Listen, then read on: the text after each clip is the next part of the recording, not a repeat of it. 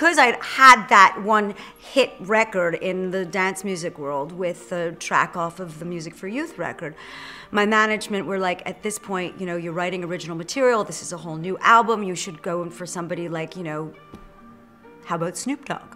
I'm like, what are you smoking, Steven? Because like, I think you're crazy. And he's like, no, you don't understand.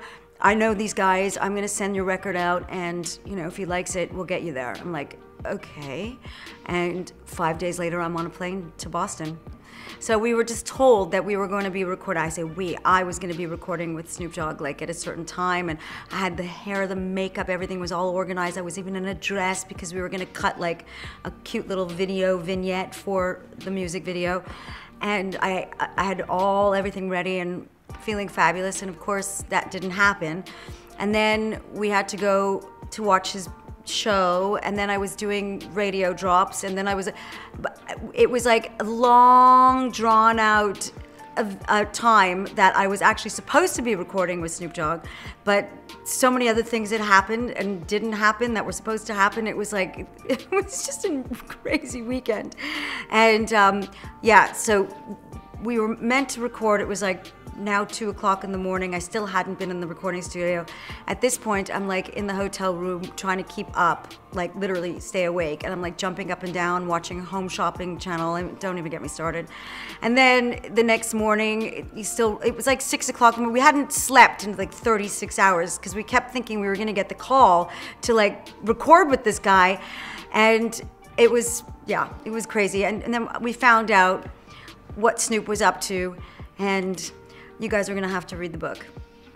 So a lot of people are asking me like, oh my God, you must have been so excited. You're gonna record with the greatest rapper in the world, blah, blah, blah. And I'm like, I have to tell you what was really freaking me out the most was the fact that my husband and my kids were like, I think they realized the intensity and the importance and the significance of this happening. Like it all was like this big deal. And I'm like, oh, I'm just gonna go record with a rapper. I mean, of course, you know? Like I didn't realize, I mean, it was exciting, but I didn't quite realize the enormity of this, and like the whole gangster rapper thing was a real thing. You know, I'm gonna be in the middle of the dog pound, you know, like I'm going to be with the posse in the middle for like for a few days.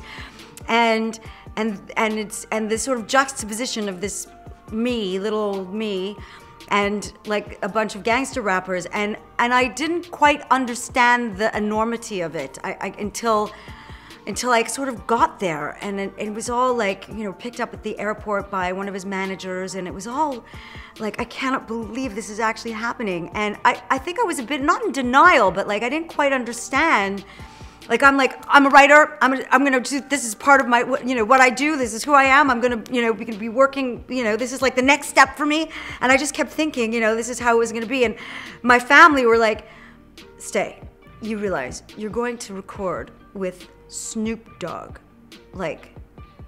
So it was like, it was weird. I was excited, but I think I didn't quite understand the whole enormity of it and how life-changing it would be. And I think that's probably why my family was also a little bit nervous on the other side of things.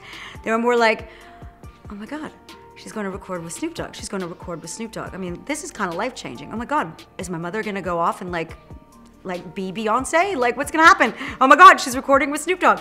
And I think I also was so worried a little bit in the back of my mind that they were not going to stop me from doing this, but there was a bit of, you know, a little tension there, you know, that I think because there was so much, like this was such a huge opportunity and a big door, and I was going in it no matter what. Nobody was going to stop me.